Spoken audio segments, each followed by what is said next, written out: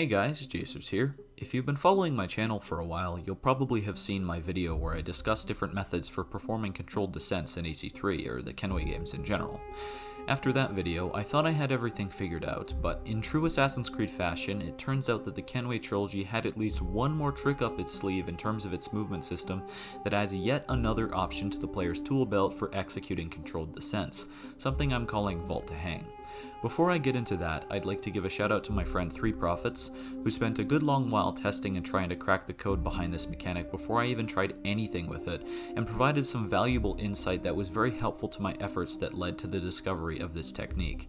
He has a YouTube channel called Icarus Gaming where he posts lots of stealth choreography from various franchises. Go check out his channel and subscribe to him, I highly recommend it. With that all being said, let's delve into that Kenway parkour tech.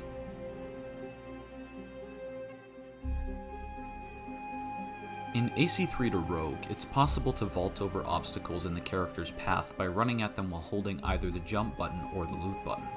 It's also possible to perform vaults where the ground on the other side is a good way below the character, and this is where Vault to Hang comes in. When triggering vaults where the ground is a way below the vaulted object, there are two possible animations that can be triggered. The first one is the one that most people know about, where the character will clear the object completely and land on the ground below. The second animation is the one where the character will place a hand on the object and vault it with their body at a slanted angle. This is the animation that needs to be triggered to induce a vault to hang. Triggering this animation in the correct context will result in the character clearing the object but hanging off the other side instead of landing on the ground below it.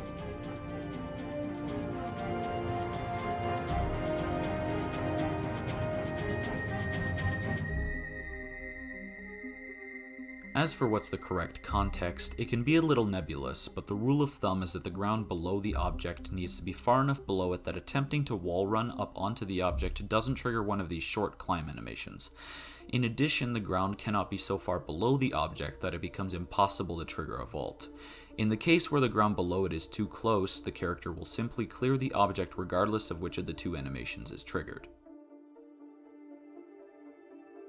As for how to intentionally trigger the second vault animation, it is entirely dependent on the distance from the character to the object when the vault is triggered.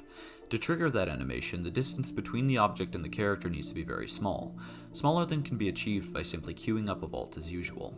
The trick for performing a vault to hang smoothly is as follows. When approaching the object holding high profile and either the jump or loot button, release high profile before the character comes into a range where he would automatically jump onto the object or vault over it. Continue moving forward until he is at the correct distance, then begin holding high profile again to trigger the vault. I'd recommend getting an eye for the correct distance before trying to incorporate it into your parkour runs.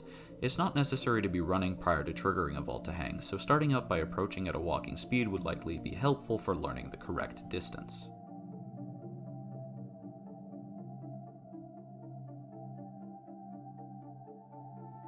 Something to keep in mind is that ejecting immediately after performing a vault to hang seems to be broken if there are handholds directly below the vaulted object. To maintain consistent eject arcs in this case, climb down the surface a little bit before ejecting off of it and continuing with the remainder of the parkour sequence. So yeah, that's pretty much it. Hope this helps you all out, and I will see you next time.